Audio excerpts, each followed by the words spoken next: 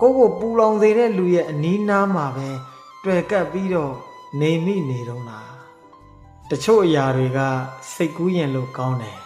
တကယ်တမ်းပေါင်းဆက်ဖို့ကြတော့မဖြစ်နိုင်ဘူးကိုရဲ့အနီးနားမှာနေပြီးတော့ကိုပူလောင်စေတဲ့လူတွေကိုနာကျင်စေတဲ့လူတွေကိုမျက်ရည်ကျစေတဲ့လူတွေရဲ့အနီးနားမှာတွေ့ကပ်နေပြီးတော့ဘာကြောင့်များပူလောင်ခံနေဦးမှာလဲ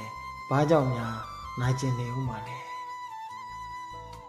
ကိုပူလောင်စေတဲ့လူရဲ့အနီးနားမှာပဲတွေ့ကပ်ပြီးတော့နေမိနေတော့လားအဲ့လိုလူမျိုးတွေရဲ့အနီးနားမှာနေရတာတဲ့စာရင်သူတို့ရဲ့အဝေးမှာတယောက်တည်းနေလိုက်ရတာက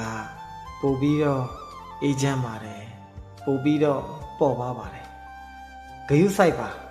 ကိုတန်မိုးထားတဲ့လူတွေကိုဂယုစိုက်ပါကိုမျက်နှိုးတဲ့လူတွေကိုဂယုစိုက်ပါကိုတလေးတစားနဲ့အေးအေးယူဆက်ဆံပေးတဲ့လူတွေကိုဂယုစိုက်ပါကူညီပေးပါကိုလိုအပ်နေတဲ့လူတွေကိုရဲ့အကူအညီတွေကိုလိုအပ်နေတဲ့လူတွေကိုကူညီပေးစမ်းပါခွင့်လွှတ်လိုက်ပါကိုနာကျင်အောင်လုပ်တဲ့လူတွေ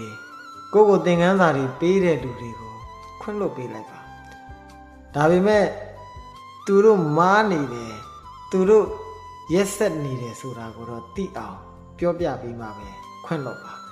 ပြောမပြရင်သူတို့မှန်တယ်လို့ပဲထင်နေတတ်တဲ့အောက်တန်းကြတဲ့စိတ်ဓာတ်ရှိတဲ့လူတွေကတတ်ကိုရှိပါတယ်ဒါကြောင့်သူတို့ရဲ့အမားကိုထောက်ပြပြီးမှခွင့်လွှတ်ပေးလိုက်ပါဆွန့်လွတ်လိုက်ပါဆွန့်လွတ်နိုင်အောင်လဲကြိုးစားပါကိုယ့်အပေါ်ကိုတစ္ဆာမရှိတဲ့လူတွေအပေါ်ယံလောက်ပဲကောင်းပြီးတော့တကယ်တမ်းနောက်ွယ်မှာတစ္ဆာမဲ့တဲ့လူတွေတကယ်တမ်းကွယ်ရမှာတစ္ဆာဖောက်ပြက်နေတဲ့လူတွေကိုဆွန့်လွတ်နိုင်အောင်ကြိုးစားပါဆွန့်ကိုဆွန့်လွတ်ပါနောက်ဆုံးတစ်ချက်ကအရေးကြီးဆုံးပါပဲတို့အားလုံးကကိုမလိုအပ်မှန်းသိရနဲ့ကိုမလိုအပ်တဲ့လူတွေကိုမေ့မပြစ်နိုင်ဘူးမဆွန့်လွတ်နိုင်ဘူးတွေ့ကပ်ပြီးတော့နေတာကိုများဘယ်အချိန်များမျက်နှာသာပေးလာမလဲဘယ်အချိန်မှပြန်ကြည့်စိုက်လာမလဲဆိုတဲ့မျောလင်းချက်တွေနဲ့အမျိုးမျိုးအနစ်နာခံပြီးတော့ဖက်တွယ်ပြီးတော့နေတာအဲ့ဒီလိုနေလေပို့ပြီးတော့ပူလောင်ရလေတယ်ဒါကြောင့်မေ့ပြစ်ပါမေ့ပြစ်နိုင်အောင်ကြိုးစားပါပါကျုပ်ဆရာတော်ကြီးရဲ့တရားစကားလေးတစ်ခုကိုသွားပြီးတော့တတိယမိတယ်တိတ်ကိုကောင်းပါတယ်ပေါင်းဆက်လို့မရတဲ့